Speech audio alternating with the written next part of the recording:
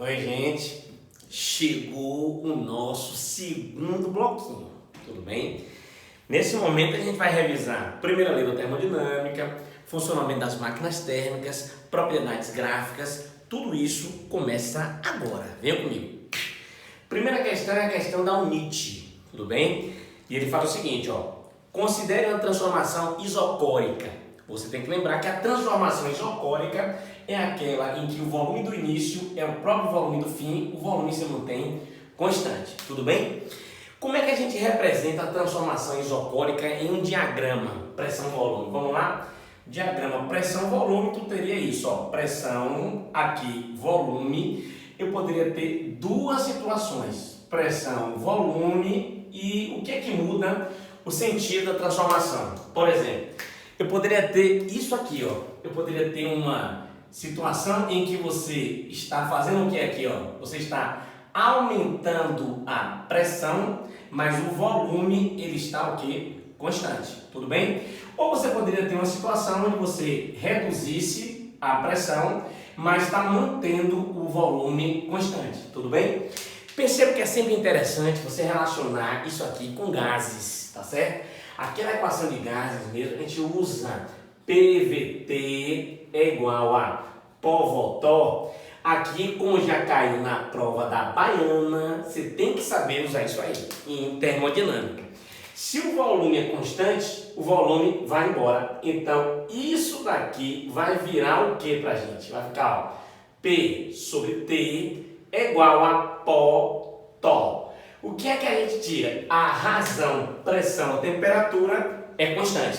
Quando a divisão de duas grandezas se mantém constante, essas grandezas são inversamente proporcionais. Então quer dizer o quê? Aumentar a pressão é aumentar a temperatura, reduzir a pressão é reduzir a temperatura. Tudo bem? Então olhe a transformação A para B aqui. Eu estou fazendo o quê? Nessa situação de cá. Eu estou aumentando a pressão, eu estou aumentando a temperatura. Então, a temperatura de B é maior que a temperatura de A. Porque eu aumentei a pressão, eu aumento a temperatura. Tudo bem? Se eu fizer a transformação no sentido inverso, você está vendo agora, eu estou reduzindo a pressão, eu também vou reduzir a temperatura. Então, isso aqui é para lembrar. A questão ela não está indo para esse caminho. Mas eu quero fazer essa revisão com você, para você entender como usar isso em termodinâmica. Por quê? Olha que a discussão vai ser feita. Lembra a primeira lei da termodinâmica? Vocês viram a aula direitinho lá no canal? No gás, quando recebe calor, ele usa para realizar trabalho e para avaliar a energia interna do gás. Só que aí você tem que saber sinal do calor, sinal do trabalho, sinal da variação da energia interna. Já estou colocando aqui para te lembrar que essa energia interna é função, para um gás ideal, função exclusiva da temperatura. Te digo até mais. De A para B, se a temperatura cresce, a energia interna cresce. Se ela cresce, a variação dela é positiva. Tudo bem?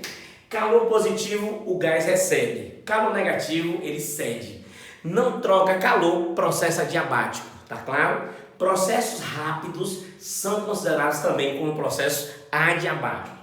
Trabalho depende da mudança de volume. Como na questão não muda o volume, você colocou aqui dois pinozinhos para segurar o êmbolo, o gás não vai realizar trabalho, não vai ter troca de energia através de trabalho. Só tem trabalho se houver mudança do volume. Se expande, trabalha mais. Comprime, o trabalho é menos. Não muda o volume, não há realização de trabalho. Transformação da prova da unit é uma transformação, considere uma transformação isocórica, aquela em que o sistema permanece com volume constante. Assim, de acordo com essa informação e com base nos princípios da termodinâmica, é correto afirmar que na transformação isocórica, o que é que acontece? Isocórica, volume é constante. E se o volume ele se mantém constante, implicação para a nossa questão. Deixa eu aqui tirar aqui os sabres para a gente colocar aqui com força. Isso implica que não haverá realização de trabalho e, consequentemente, a primeira lei da termodinâmica vai dizer o quê? Se não vai haver trabalho, todo o calor vai ser usado para variar a energia interna. Tudo bem? Por exemplo, se fosse essa transformação, a temperatura está aumentando, então a energia interna aumenta. Logo, ΔU é positivo. Se ΔU é positivo, o calor é positivo. Então a questão aí, houve recebimento de calor nesse processo. Se fosse o processo de cá, você está reduzindo a temperatura, a energia interna vai reduzir. Se ela diminui, a variação dela é menos. Se ela é negativa, o calor é negativo, porque os dois são o quê? Iguais. Então, nesse caso, ele ia ceder calor para o meio. Tudo bem? Mas a questão da prova foi bem aqui nessa pegada. Ele diz assim: a variação da energia interna é nula, mentira. A quantidade de calor trocada com o sistema é nula, mentira. Pode ser positivo ou negativo, só é nula em processo adiabático. O trabalho realizado é igual à variação da energia interna. Olha, gente, o trabalho realizado é igual à variação da energia interna. Mentira, não há nem trabalho. D. O trabalho realizado pelo sistema é feito às custas da diminuição da energia interna. O trabalho é realizado em função da mudança da energia interna. Letra E. A variação da energia interna do gás é igual à quantidade de calor trocado com o meio exterior. É a verdadeira. Porque lembra que letra D não tem trabalho. O trabalho é zero. Gabarito, letra E. A variação da energia interna é igual à quantidade de calor trocado com o meio exterior. Proposição da prova da UNIT, letra E. Tudo beleza? Contém direitinho, porque a questão que vai vir agora é uma questão lá na frente, já para a gente usar também termodinâmica. Deixa eu ver aqui, é uma questão que caiu na prova de Guanambi, exatamente uma região onde o professor Clécio, né, na verdade ele nasceu naquela vizinhança ali. A questão que eu estou achando, achei, deixa eu ver, achei, Guanambi, cadê você? Guanambi, achei. Guanambi aqui, a questão que a gente vai fazer agora é a questão número 28. Localiza 28, é pra gente fazer. Então vamos lá. Questão 28, UNIT. Essa foi a UNIT, agora é lugar onde Clécio nasceu. Na verdade, Clécio não nasceu em Guanambi. Clécio nasceu em Cocos, que é mais longe ainda do que Guanambi. Uma região, na verdade, entre a fronteira entre a Terra e o infinito. Vamos lá pegar agora questão número 28 pra gente. Questão 28 não, deixa eu ver, cadê? Meu Deus, é 28, cadê? Questão número 28. Vamos lá. Questão 28 tem um diagrama aqui bonitão. Pressão, deixa eu ver onde tem pressão lá. 10 a quinta. Aqui aparece 10 a quinta Newton por metro quadrado, certo? Aqui aparece uma outra variável, que é o nosso volume. Volume tem que 10 a menos 3 metros cúbicos. Deu isso.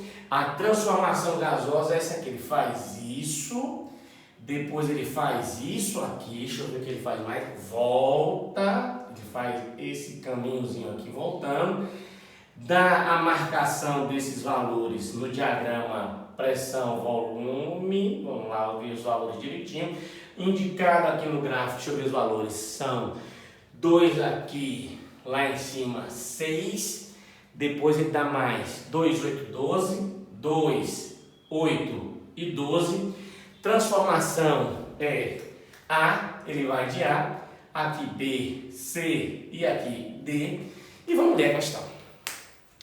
Os organismos vivos são sistemas abertos, pois trocam energia e matéria com o meio ambiente, sofrendo várias transformações. A figura representa uma transformação A, B, C, D. Beleza. Sofrendo por um gás ideal. Sabendo que o calor recebido pelo ambiente, ou seja, o gás recebeu uma quantidade de calor que vale quanto?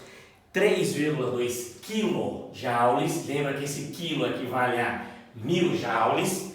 Ele quer saber a variação da energia interna sofrida pelo gás em kJ. Ele quer saber quem é a variação da energia interna sofrida pelo gás. Você está percebendo que já rolou uma maldade.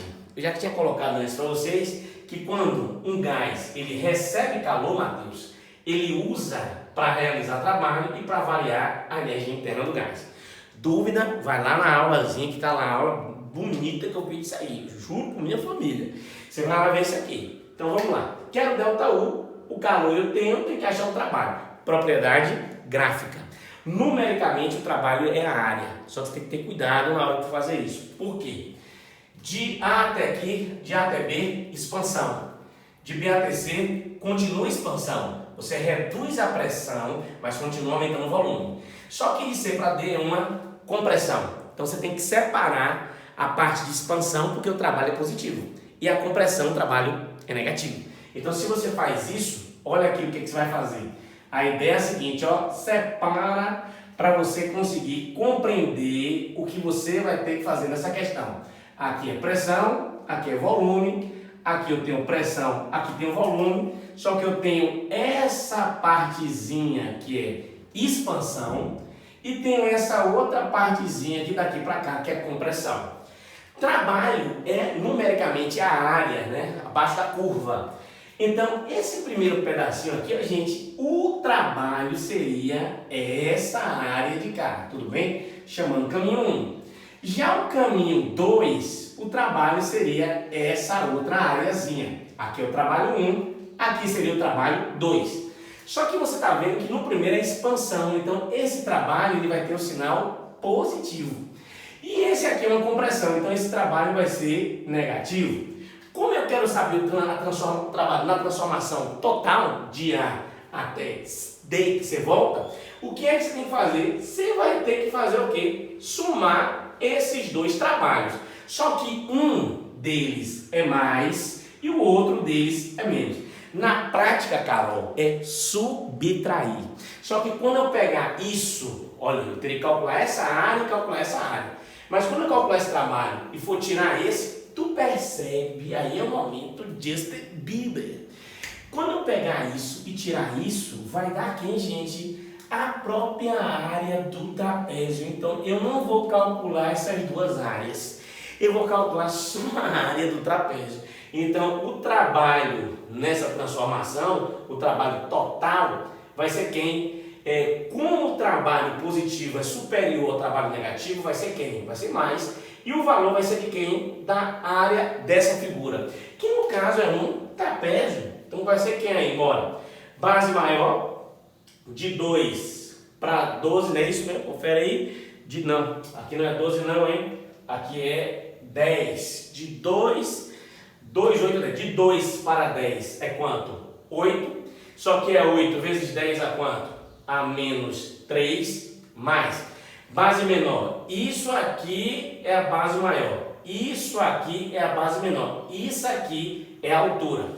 De 2 para 8, 6. Então vai ficar 6 vezes 10 a menos 3 vezes a altura. De 2 para 6, 4 vezes 10 a quinta. Isso tudo dividido por quanto? Por 2. Eu estou calculando a área de um trapézio. Então, o trabalho total vai ser de quanto? Me ajuda aí, gente, ó. Aqui vai dar 8 mais 6, 14. Aqui, 4 por 2 dá 2. Então, vai ficar 28. Vai ficar 28 vezes. Agora, olha a potência de 10. 10 a menos 3 com 10 a quinta vai ficar 10 ao quadrado. Isso medido em joule. Como eu quero em quilojoule, aí você lembra que 1 quilojoule equivale a 10 a terceira joule. Equivale a dividir isso por 10 a terceira. Se eu dividir isso aqui por 10 a terceira, isso vai dar quanto? 2,8 kJ. Se eu pegar agora e jogar na primeira lei da termodinâmica, 3,2 kJ é igual a 2,8 kJ mais a variação da energia interna. A gente acha uma variação de energia interna de 3,2 menos 2,8, 0,4 kJ. Oh, meu Deus, peraí, gente.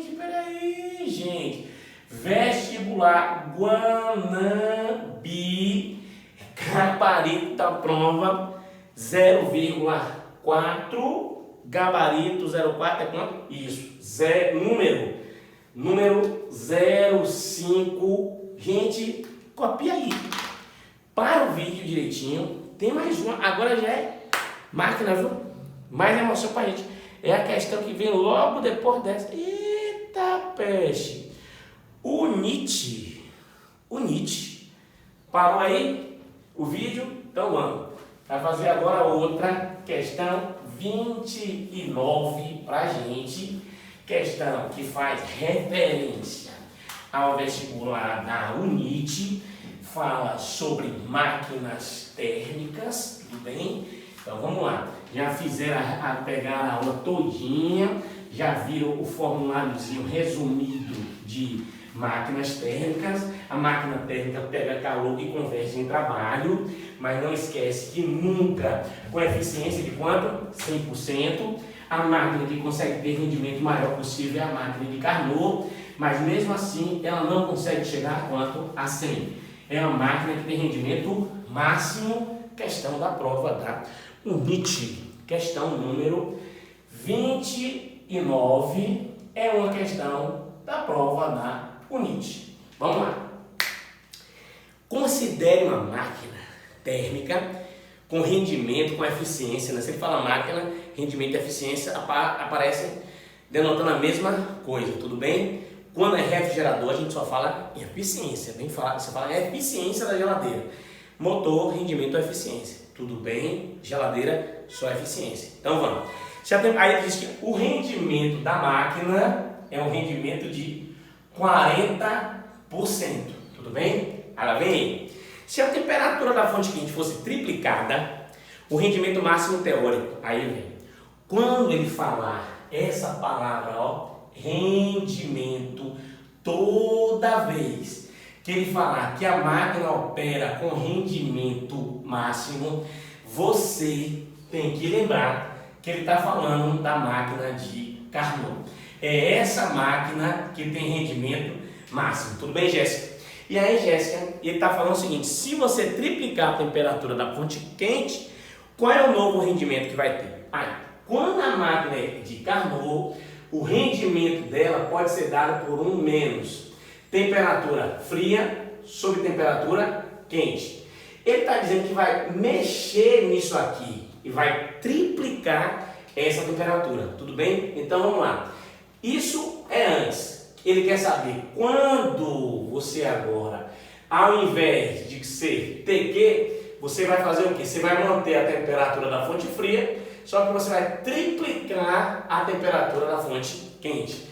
Esse de cá vale quanto? 40%. E o de cá é o que você quer saber. Vamos fazer o quê? Um pouquinho de álgebra, vamos?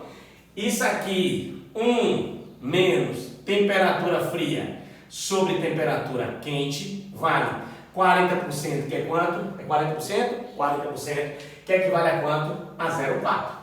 Se eu passar para lá, Jéssica, 1 menos 0,4 dá 0,6. É igual a quanto? TF sobre TQ. Aí você fica emocionado agora, sabe por quê? Isso daqui é exatamente o que eu preciso para achar o rendimento de lá.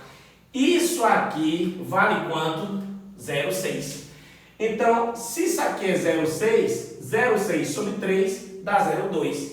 Então, o rendimento da nova máquina é 1 menos 0,2. Isso aqui vai dar quanto? 0,8, que equivale a 80%. Tudo bem?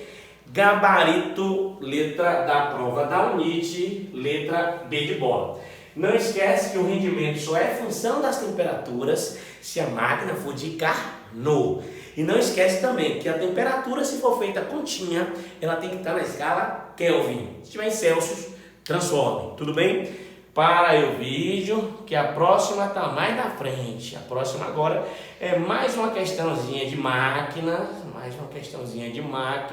Que é exatamente a questão número lá, na verdade, bem lá na frente, viu? É a questão agora número... Cadê você? Cheguei. É a questão número 41, prova da UESB. Vamos lá? 41. Para o vídeo, questão 41, UESB. Vamos lá. Questão também de máquina. Nesse momento, eu vou pegar aqui que toda vez que a gente vai fazer uma questão, às vezes, se você esqueceu, às vezes sua memória visual, ela vai ajudar a você, às vezes, montar um esqueminha para facilitar você resolver o problema, tudo bem? Vocês vão entender o que eu estou dizendo, que é o seguinte, é a questão número 41, tá bom? Olha o que ela fala. Uma máquina funciona segundo o ciclo de Carnot, entre as temperaturas de 27 graus Celsius e 327 graus Celsius. Passar para Kelvin. Sabendo que o gás considerado ideal expande-se, realizando um trabalho de 100 joules, a quantidade de calor recebida da fonte quente em joule. Vamos lá. Lembra que toda e qualquer máquina, ela opera através de uma coisa chamada de quê? De fontes de calor.